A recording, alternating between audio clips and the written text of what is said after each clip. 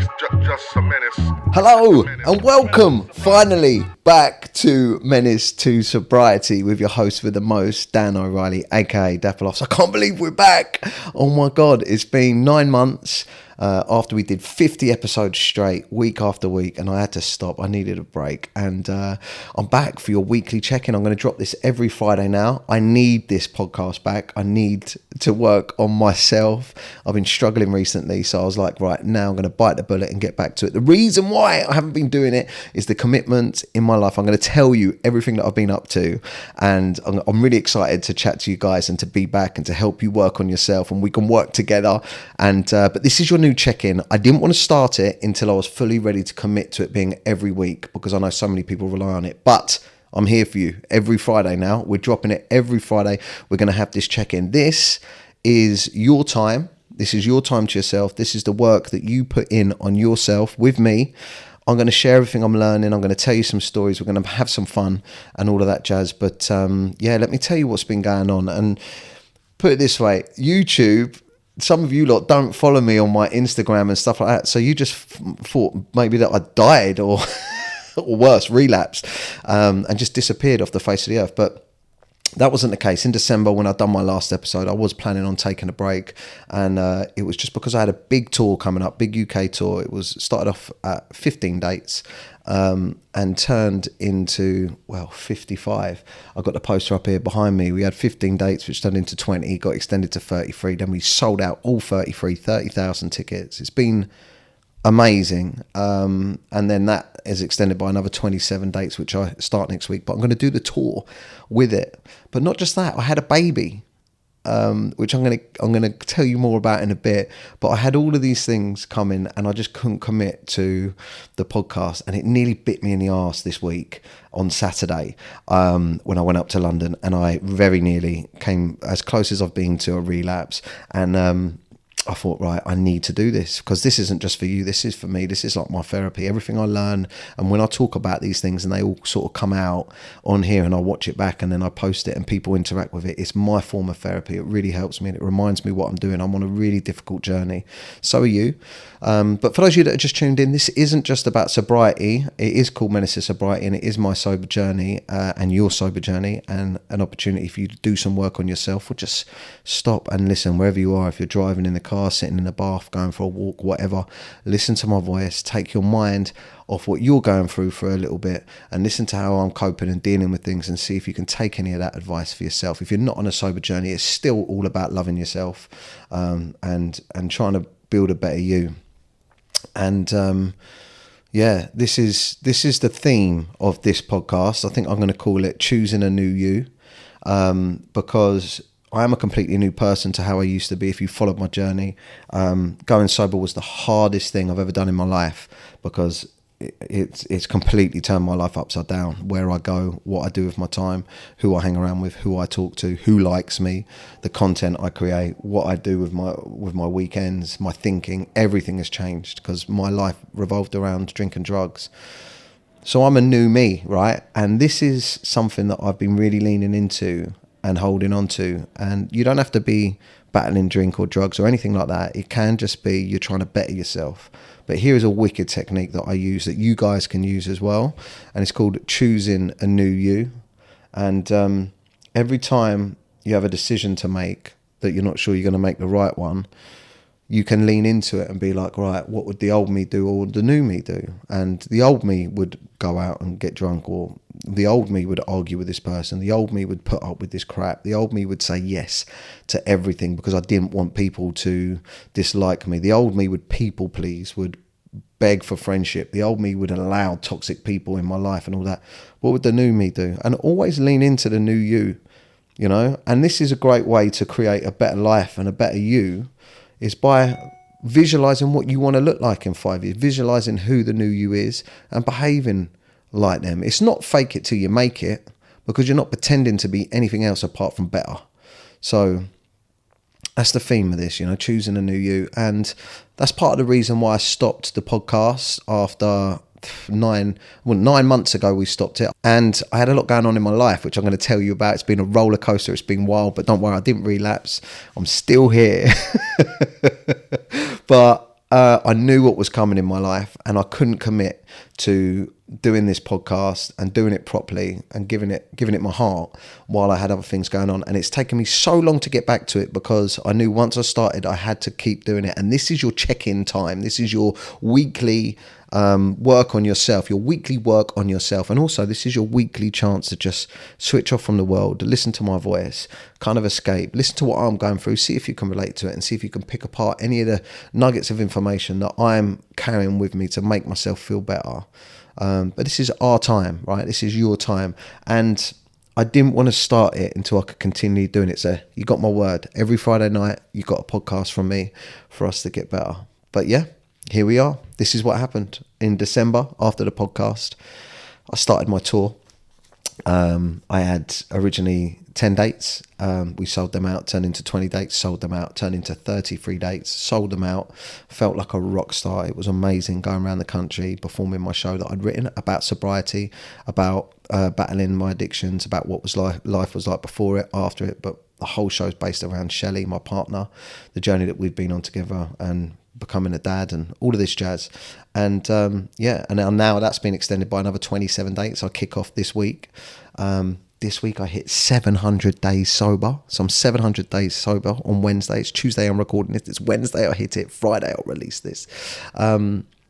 So it's a really important time. But the reason why I decided to bring the podcast back, people, was because I had the closest I think I've been to a relapse on Saturday, a couple of days ago. And it hit me like a freight train that I just thought, I've got to get back to work on my sobriety. I've got to keep talking about it. I've got to keep the conversation going. I've got to remember why I'm on this journey, because it's been so long now that I kind of occasionally trick myself into thinking, well, if I can abstain and not do it for so long, then maybe I haven't got a problem and I'll be all right to go back, which we do. We do that, right? And of course, it's not the frequency of my use that was a problem. It was when I used, what happened, that was a problem. And I'll tell you what happened. I got on the train. I was going up to London on Saturday night to go to Talk TV to do an interview. And it was Saturday night. Going into London is a trigger for me anyway. Just going into London, because I used to go up there during the week to have a mad sesh every week and call it work. Lie to the missus, say I was working, but I'd be up there getting bang on it and living a dream and thinking I was the boy in all the clubs, spending money and acting like a complete loser. But it was fun and I enjoyed it. What made it worse was it was Saturday night, so there was people on the train all going up there as well, drinking, and I was sat amongst it. And I'll tell you how I felt. I felt like the odd one out. I felt like the elephant in the room. I felt weird.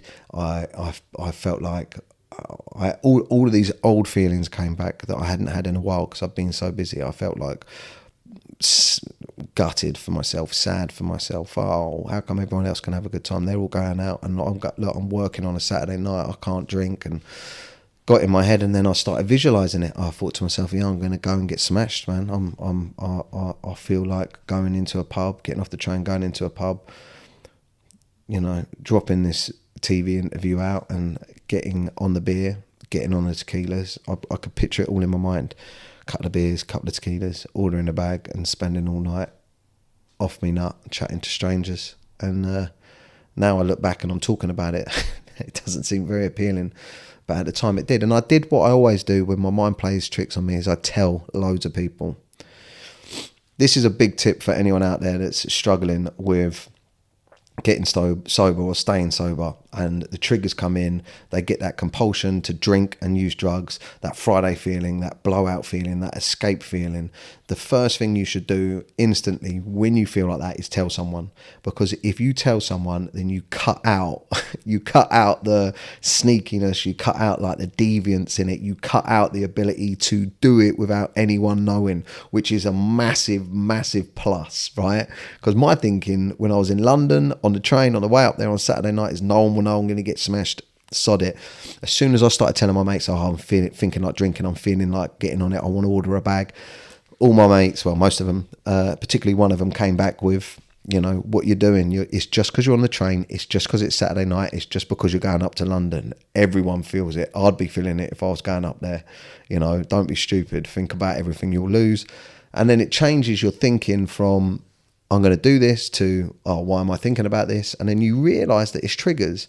And this is a massive part of the learning curve that my mind falls out of every now and then, you know. I normally, I'm on it, but every now and then I'm tricked out of it. But they are just triggers. They are just thoughts. They are just thought loops. They are just things going in your mind, coming into your mind and then circulating in your mind. And the biggest problem that we all have in life is that we believe we're our thoughts. And I honestly thought, because I was thinking it, it was going to happen. And it just took a little bit of work, a little bit of reaching out to people, a little bit of putting it out there, a little bit of being honest. And then suddenly I started looking at the triggers, labeling them. It's the lights, it's the darkness, you know, it's the darkness of the train out the window, you know, it's nighttime, it's the lights when you get into London, it's the other people drinking, it's the Saturday night. And then you realise, oh, I'm getting triggered by memories, romantic memories. And this is a big one as well for anyone out there that still does struggle with this stuff is, and listen to this, pay attention to this, because someone wrote this on my Instagram and it really, really made an impact on me. I've always thought about the romantic side of using drugs and alcohol, right? You always romance about the good times that you had, right? You never, when you've got the urge for it, you don't think about all the pain it caused, all the sleepless nights, all the arguments with the missus, all the stuff you messed up with the kids, all the business you didn't get, or the work that you missed. You don't think about sitting up all night on your own paranoid. You don't think about all that pain, the hangovers, the come downs. You don't think about that. Whenever you want to use or you want to drink, you romanticize about it and you think about the good times. And it's stuck in my mind what someone said. You romanticize about a time you didn't have the responsibilities you've got now. Because there was a point in my life when drinking and session was great fun because I didn't have kids. I didn't have the mad responsibilities, bills, mortgage, whatever. I didn't have a wife or a partner that expected me back at a certain time that I'd made commitments to. I didn't have a weekend packed full of family stuff. I didn't have my own businesses that, you know, I had to run and all that. There was a time where getting drunk and having a sesh had no negative effect on my life apart from feeling a bit rough the next day. And we romanticize about that. That's a different person. That's a different me, you know? That's why I keep going back to this thing, choosing a new you and always looking at what would the new you do, because the new me, which unfortunately my drug taking and addiction and alcohol and all of that seeped into a time where I had responsibilities, and that's where the problems were caused. The conflict was caused in my life, where, you know, I still thought it was all right and I could cope with living that life. Well, obviously I couldn't, and it was destroying everything I was supposed to be doing. I'm 40 years old now. Do you know what I mean? All of these little things. If you've got these tools, if you've got these ways of talking to yourself in your toolbox, and you've got it there in your mind, and when these thoughts and feelings creep in, you go, "Come on, man." You're romanticizing about a time that has gone, about a youth that has expired, you know? And it's sad, isn't it? It's very sad thinking about the younger you. It's sad sometimes because, you know, the reality is you're not young anymore. You can't do the things you used to do. Life isn't as carefree. It's stressful having responsibilities. And it can be sad, you know? It can be like, almost like a breakup. Do you know what I mean? You know, like you look back at good times you had with someone else, and that someone else being a younger you. But it's all right to reminisce and to look back, to have a bit of nostalgia. But you've got to focus on the beautiful things that you've got right now, right? Because that younger me didn't have 3 beautiful daughters that love him very much. Didn't have the foresight to sort his life out, you know, and all this experience that I can share with my kids and other people. And it's about experiencing now, not experiencing something you can't experience that's in your mind 20 years ago, you know?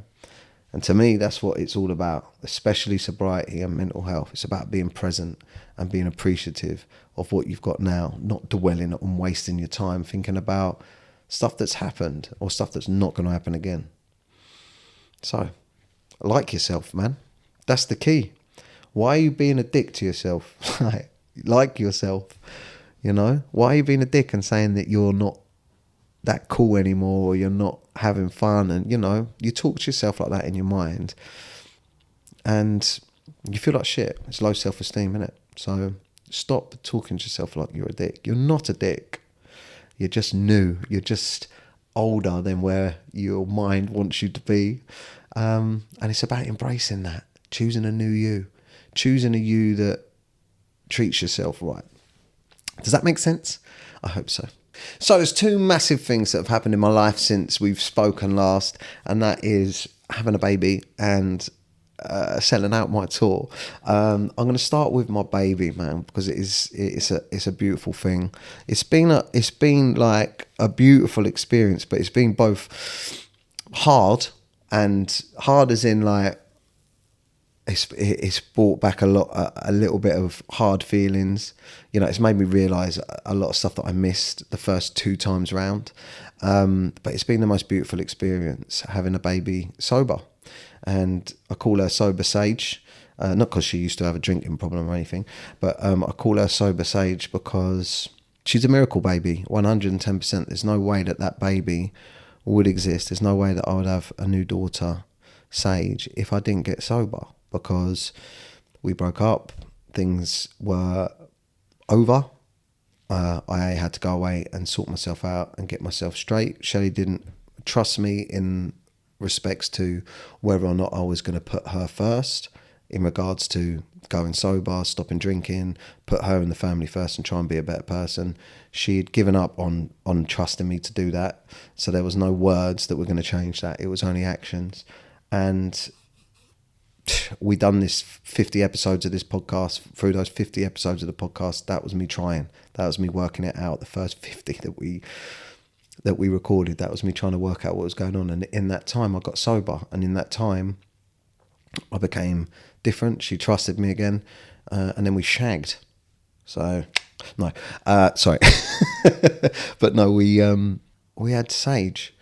So she is like a product of my life turning around, healing, mine and Shelley's relationship growing, and the pregnancy was amazing.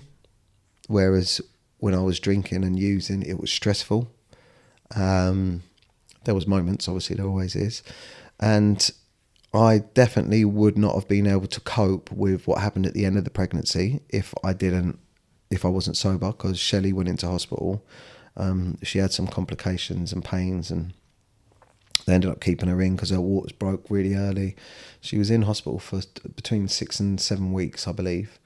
And it was really, really, really hard because her family lives in Manchester, my family lives in Cornwall, and I started touring and I was away every weekend, but we have 2 other kids to look after. And the school runs, my work, feeding the kids, getting them ready, getting them off. It just fucking, without Shelley, everything fell apart. And then getting to the hospital, explaining to the kids what was going on, all that worry, us not knowing what was going on. Luckily, Shelley's mum took some time off work and come and covered the weekend so I could go touring. But it was hard, it was stressful, and I wanted to drink when I was on my own. But we got through it. And then the most beautiful part of it all, she got induced. So both the other times that Shelley went into labour, I wasn't there and I had to make it back. And we almost had this situation, by the way, on this time round. But let me explain. I was out touring and I was doing my Ipswich gig, and I'd just done one gig, went to sleep overnight, woke up in the morning, got a phone call. Shelley's going into labour, right? And then I had the Ipswich gig, which I don't know how many people in total it was, but I would have lost a lot of money, and I mean a lot of money on that gig, and also potentially had got sued by a few different parties and people involved that would have lost money from that gig as well. And I was like, what, her waters are broke, you know, there's 1,000 people here to watch me perform.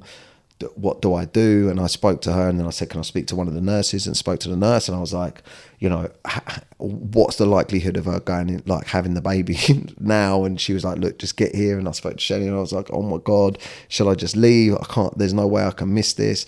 And then she was like, the contractions were dying down and da-da-da-da. Cut a long story short, Shelley said, do the show.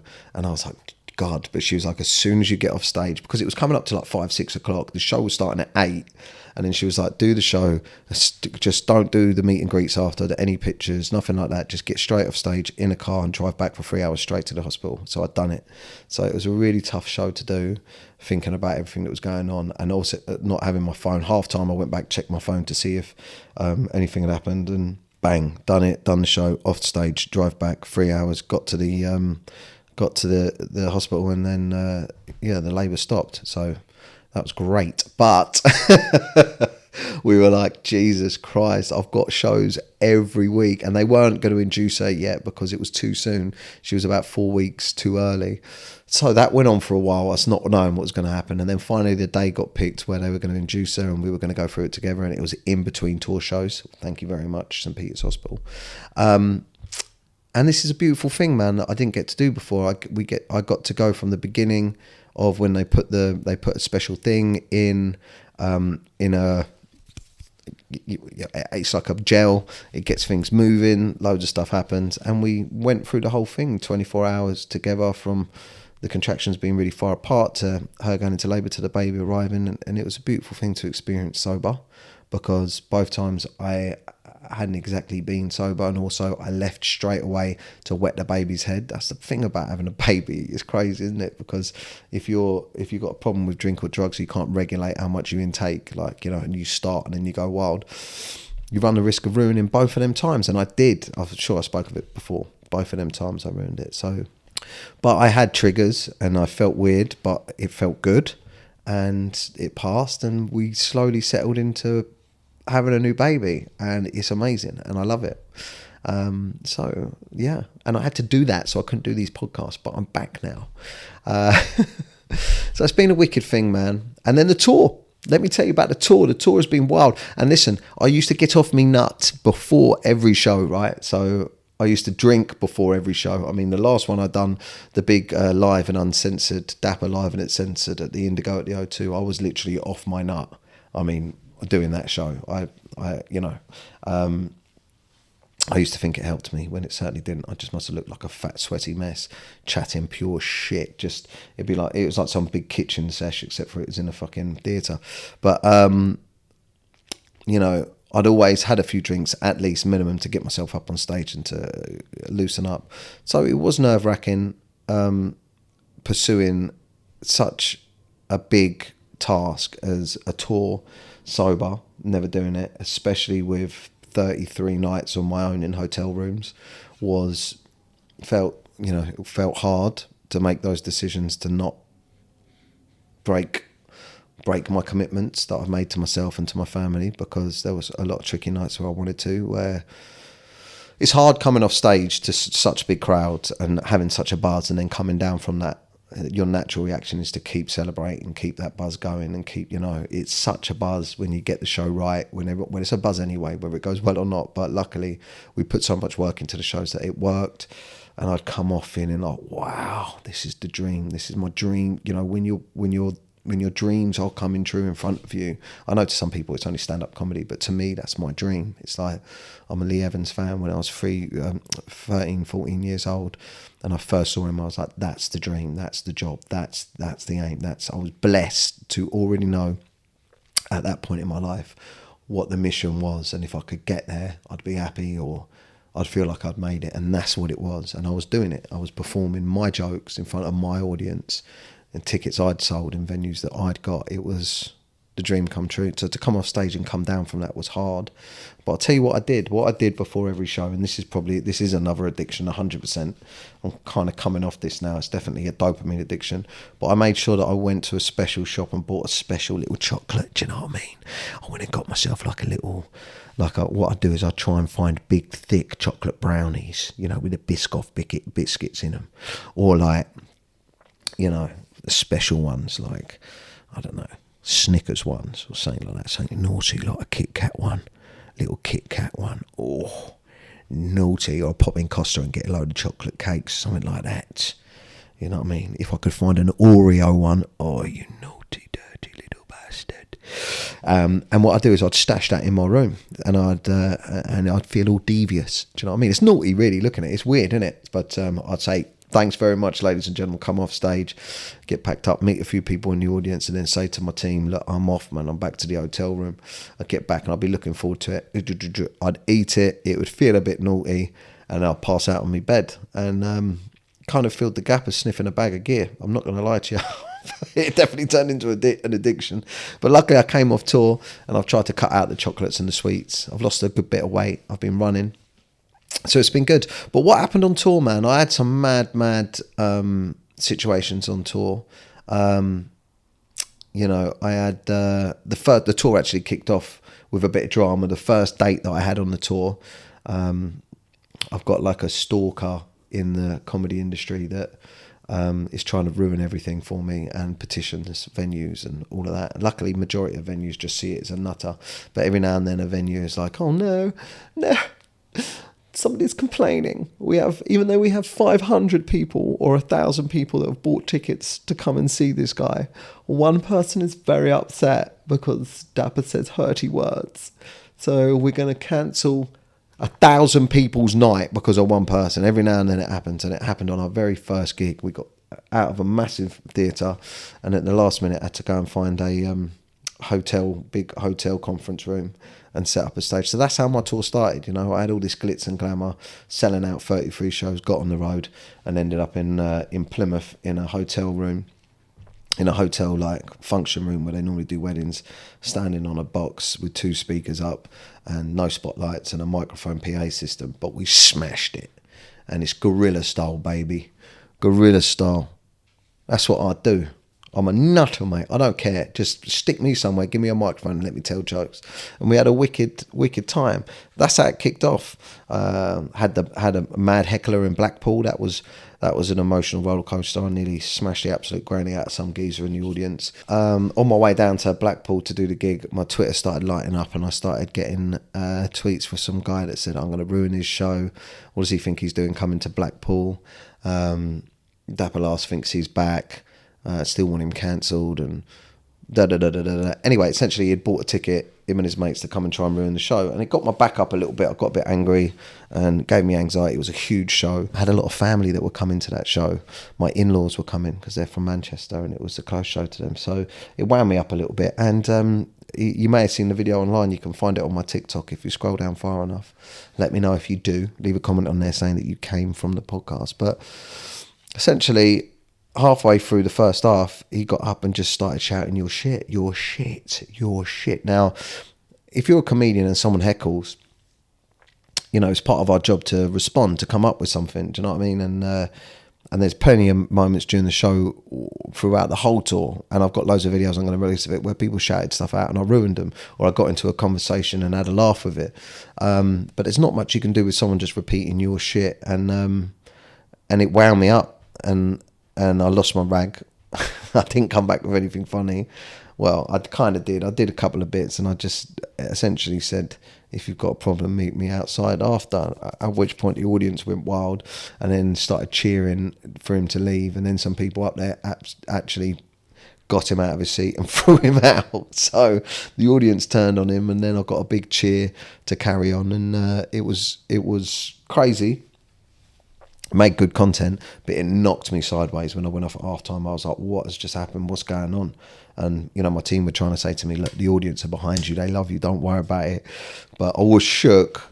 But I was punching. Do you know what I mean? Not punching as in like punching. I was like on stage, I was like, you're not going to have it. Like, you're not going to have me. You're not going to shake me. You're not going to ruin me. I was like, fucking, if you don't like it, fuck off and meet me outside.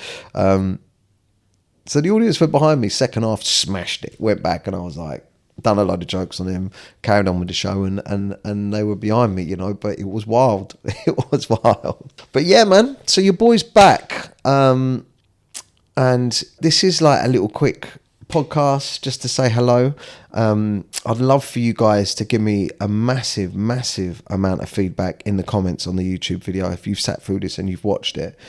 I'm nervous about doing the whole guest route again, because I can simply end up just sitting there listening to a lot of people's trauma, which essentially drove me a little bit sad and down before. I'm just going to be honest with you. I really loved the idea of using other people's comeback stories and how they've overcome adversity through their life, you know, listening to what they've been through. And that's really the direction the podcast went into, listening to what people have been through, how they got through it, and any tips for the audience. But with that, every time I'd done it, I walked away feeling beaten up, like I'd taken on all that baggage, and I'm not trained to do that. And ultimately I felt like the podcast was starting to become a bit depressing. So I've built this studio. I really want to just get on, empty my mind, talk about what's been going on in my life, drop some gems for you guys, but also interact with you guys. If you can leave me voice notes on the Instagram and you can leave me comments on the YouTube, I'll pick loads of comments and questions and stuff to talk about. But ultimately, what do you want this podcast to be? Where do you want it to go? Leave me some comments. And look, I want to tell you the biggest thing that I've been struggling with, and I just want to know if anyone else struggles with this, because this is something else that I want to do. I want to put out my problems and see if I'm alone in them or if people are actually going through the same thing. And please use my Instagram videos or use the YouTube video. Actually would be the best place to leave comments in reply to this. But does anyone else find it really difficult, or have they been finding it difficult, and are they working on being able to sit with themselves just in general? You know, is it difficult to sit for you? Is it difficult to sit in silence with yourself and your own thoughts? Because I find it very difficult, and I really feel like this is why I became so dependent on escaping my mind with alcohol and drugs, because it was difficult being me. It was difficult just sat there being me and listening to my thoughts. And ultimately, I believe that listening to my own thoughts was like listening to opinions of myself that I had, or that I thought other people had, because I always imagine how many different versions of me live out there in people's minds. You know, the kind version, where people think I'm kind, the generous version, or all the different versions of different things that you've had beef with people, arguments with people, think you're tight, horrible, rude, all these different versions of you out there. Sitting with myself, I always found difficult because I never knew which one of them versions was me. And I believe, honestly, that the real work in sobriety is, I've said it before, not trying to escape the life you've got, building a life that you're happy sitting in. And I'm starting to become happier sitting in my own head. And I ultimately believe that once you start treating yourself better, right, and you start doing good things like your sobriety, like working out, like writing, like, you know, sharing your problems or asking other people what problems they have, when you genuinely start treating yourself better, you start looking at yourself in a better light because you're treating yourself better, and ultimately you start having a better opinion, higher self-esteem of yourself, and it becomes easier to sit in your own skin, you know. And that's the work. The work is on treating yourself better. For me, it's the exercise, cold dips, doing this, talking, working on men's mental health, building my charity, positive things that you know are good, and avoiding the negative things that you know are bad, treating people badly, using people, hanging around with toxic people, using drink, drugs, eating crap, whatever you want.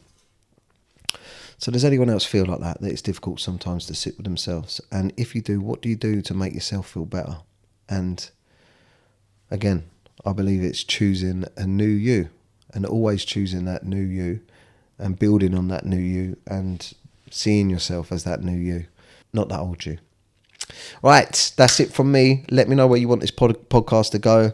Spend your days looking for positives, not negatives. Don't wake up and be like, oh, this, and this. If you're going to make a list of something in the morning, make a list of positive things. Don't get up and go, I owe someone this. I still haven't done that. This is broken. Da-da-da-da-da. Don't do that, man. You know that anyway. Remind yourself of the positives. That's always the best way to start your day. Don't start the day reminding yourself of the negatives. Actively try and be happy, man. Actively try and be happy. How weird is that to say that? You have to actively try to be happy if you want to be happy. Don't just think, oh, today I'm not going to be happy. It's just my mood. Fuck that. Actively try to be happy. Remind yourself of positive things. Do things that make yourself feel positive and go out and try and be happy, right? Let's do this together. Let's try and be happy. I've just kicked off my charity, Men and Their Emotions. It's official now. Any lads out there that are struggling, go to Men and Their Emotions. It's my Facebook group. I have 47,000 men on it. Men and Their Emotions on Facebook. We're all in there talking about what we're going through. Go and join that group, guys. My tour's kicking off. See Dan Live. You might be able to see it behind me, but just go to cdanlive.com. cdanlive.com if you want to meet me, if you want to come to a live show. cdanlive.com. I've got 27 dates right on sale now. I've got a podcast studio at my new place, The Vault. So if anyone would like to shoot their own podcast, get in touch with me. And I've got a new app that's out now called Checkmate, where you can check in on what your mates are doing.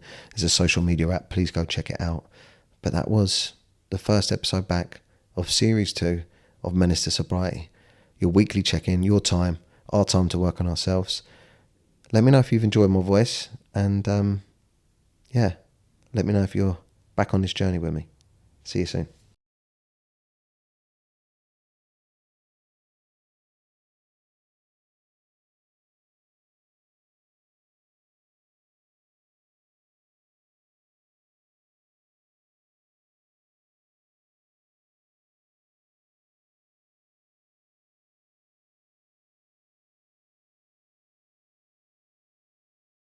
And give them a call. This is my Facebook group. Just simply search on Facebook, Men and Their Emotions. It's for men only. But once you're in there, you can talk anonymously about your problems and help others and just feel a little bit of community. So come join the conversation, Men and Their Emotions on Facebook. Thanks for watching. Menace to Sobriety. Just a menace, just